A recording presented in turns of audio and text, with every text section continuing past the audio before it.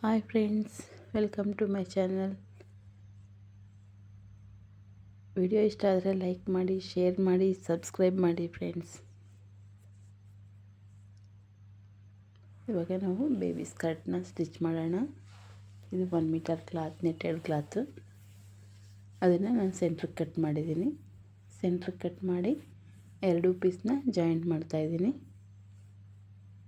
2 ಪೀಸ್ನ joint ಮಾಡ್ಕೋಬೇಕು. ಈ ಥರ ಸ್ಯಾಟಿನ್ ಕ್ಲಾತು 1 ಮೀಟರ್, ಅದನ್ನು ಅಷ್ಟೇ ಸೆಂಟ್ರಿಗೆ ಕಟ್ ಮಾಡಿ ಅರ್ಧಕ್ಕೆ ಕಟ್ ಮಾಡಿ ಅದನ್ನು 2 ಪೀಸ್ನ ಜಾಯಿಂಟ್ ಮಾಡಿ ಇಟ್ಕೊಂಡಿದ್ದೀನಿ. ಇವಾಗ ನೆಟ್ ಕ್ಲಾತ್ಗೆ ಫ್ರಿಲ್ ಸೆಟ್ ಮಾಡ್ಕೊಳ್ಳೋಣ. ಈ ಥರ ಒಂದು ಮುಕ್ಕಾಲು ಇಂಚು ಇಟ್ಕೊಂಡು ಫ್ರಿಲ್ಲು ಸೆಟ್ ಮಾಡ್ತಾಯಿದ್ದೀನಿ. ಈ ಥರ ಫ್ರಿಲ್ಲೆಲ್ಲ ನೀಟಾಗಿ ಮಾಡಿಕೊಂಡು ಸ್ಟಿಚ್ ಮಾಡ್ಕೋಬೇಕು.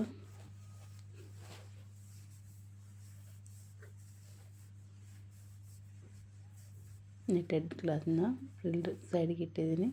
ಮತ್ತು ಸ್ಯಾಟಿನ್ನು ಅಷ್ಟೇ, ಅದು ಸ್ವಲ್ಪ 1 ಇಂಚ್ ಮಾಡ್ಕೊಂಡಿದ್ದೀನಿ ಫ್ರಿಲ್ಲು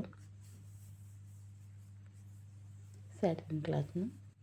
ಇವಾಗ ಜಿಪ್ಪನ್ನ ಅಟ್ಯಾಚ್ ಮಾಡೋಣ. ಈ ಥರ ಬಾಡಿ ಕ್ಲಾತ್ ಮೇಲೆ ಸೀದಾ ಸೈಡಲ್ಲಿ ಉಲ್ಟಾ ಜಿಪ್ ಮಾಡಿ ಸ್ಟಿಚ್ ಮಾಡಬೇಕು. ನೋಡಿ, ಆ ಥರ ಇದು ಇನ್ಸೈಡ್ ಜಿಪ್ಪು ಒಳಗಡೆ ಹೋಗುತ್ತೆ. ಅದಕ್ಕೆ ಕಚ್ಚಾ ಇರೋ ಕಡೆ ನಾವು ಒಳಗಡೆ ಇಡಬೇಕು, ಒಳಗಡೆ ಹೋಗ್ಬೇಕದು 2 ಕಡೆ ಹಂಗೇನೆ. ಈ ಥರ ನೋಡಿಕೊಂಡು ಸ್ಟಿಚ್ ಮಾಡ್ಕೋಬೇಕು.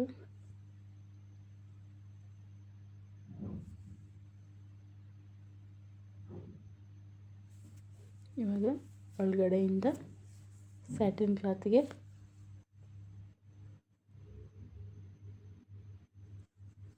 ಜಿಪ್ ಅಟ್ಯಾಚ್ ಮಾಡಬೇಕು.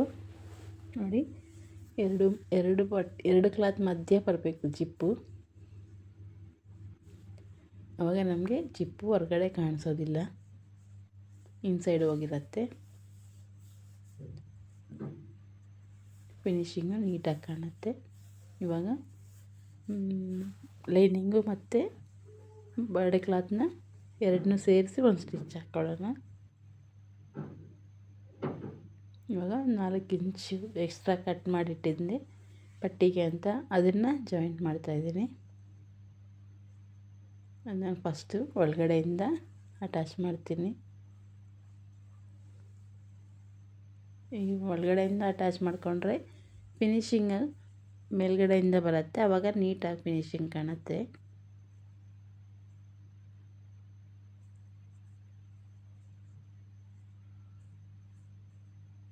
ನೋಡಿ, 2 ಸೇರಿಸಿ ಒಂದು ಪಟ್ಟಿನ ರೆಡಿ ಮಾಡ್ತಾಯಿದ್ದೀನಿ. ಪಟ್ಟಿ ಕ್ಲಾತ್ನ ಅಟ್ಯಾಚ್ ಮಾಡ್ಕೋಬೇಕು. ಒಂದು ಸ್ವಲ್ಪ ಎಕ್ಸ್ಟ್ರಾ ಕಟ್ ಮಾಡಿದ್ದೀನಿ.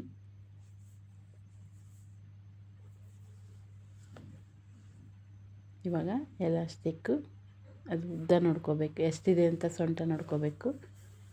12 ಬರ್ತಾಯಿದೆ ಅಂದರೆ 24 ಅಂದರೆ ಇವಾಗ ಬೆಲ್ಟನ್ನ 12 ಇಂಚ್ ತಗೊತಾ ಇದ್ದೀನಿ.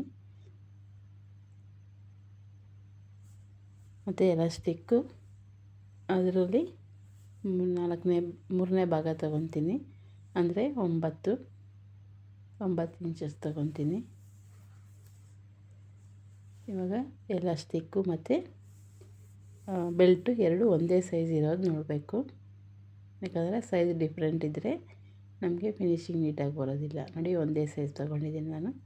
ಈ ಥರ ಒಂದ್ರ ಮೇಲೆ ಒಂದಿಟ್ಟು ರಫ್ ಮಾಡ್ಕೋಬೇಕು ಟೈಟಾಗಿ.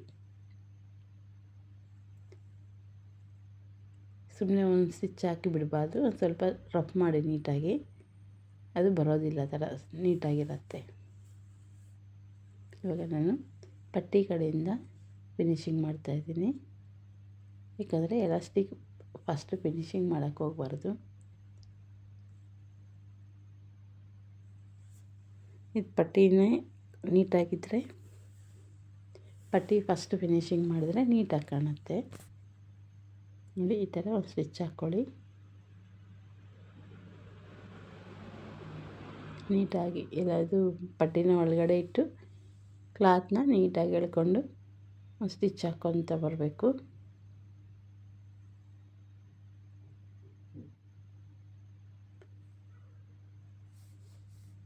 ಫಿನಿಶಿಂಗ್ ಬಾಟಮ್ ಆಗಲಿ ಮೇಲ್ಗಡೆ ಪಟ್ಟಿ ಆಗಲಿ ಫಿನಿಶಿಂಗ್ ನೀಟಾಗಿದ್ದರೆ ನೋಡೋಕೆ ನೀಟಾಗಿ ಚೆನ್ನಾಗಿ ಕಾಣುತ್ತೆ.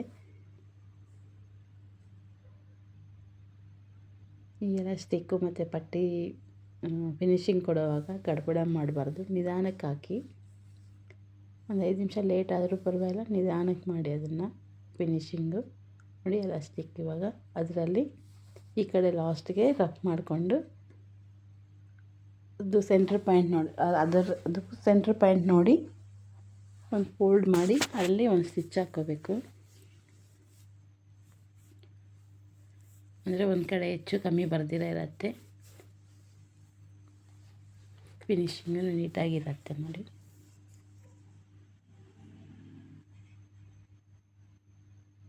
ಇವಾಗ ಎಲಾಸ್ಟಿಕ್ನ ಒಳಗಡೆ ಇಟ್ಟು ಕ್ಲಾತ್ನ ಟೈಟಾಗಿ ಎಳ್ಕೊಂಡು ಸ್ಟಿಚ್ ಮಾಡ್ಕೋಬೇಕು. ಆವಾಗ ಫಿನಿಶಿಂಗ್ ನೀಟಾಗಿ ಬರುತ್ತೆ.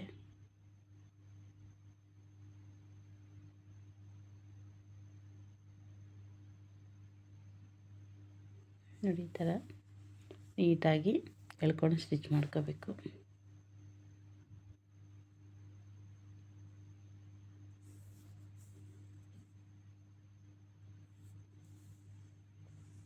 ನೋಡಿ ಇವಾಗ ಫಿನಿಶಿಂಗ್ ಆಯಿತು. ಅಟ್ಯಾಚ್ ಮಾಡ್ತಾಯಿದ್ದೀನಿ ಒಳಗಡೆಯಿಂದನೇ ಬಾಡಿ ಕ್ಲಾತ್ ಮತ್ತು ಸ್ಯಾಟಿನ್ ಕ್ಲಾತ್ ಎರಡು ಸೇರಿ ಸಪ್ರೇಟಾಗಿ ನಾನು ಅಟ್ಯಾಚ್ ಮಾಡ್ತೀನಿ. ಯಾವುದೇ ಕಾರಣಕ್ಕೂ ಒಂದೇ ಸತಿ ಇದು ಮಾಡಬಾರ್ದು, ಅದು ಒಂದೇ ಮಾಡಿದ್ರೆ ಚೆನ್ನಾಗಿ ಕಾಣಲ್ಲ. ಅದನ್ನೆರಡನ್ನೂ ಸೇರಿಸಿ ಸ್ಟಿಚ್ ಮಾಡಬಾರ್ದು, ಸಪ್ರೇಟ್ ಇರಬೇಕು. ನೋಡಿ ಜಿಪ್ಪು, ಪಟ್ಟಿ ಎಲಾಸ್ಟಿಕ್ಕು ಬ್ಯಾಕ್ ಬರುತ್ತೆ ಪಟ್ಟಿ.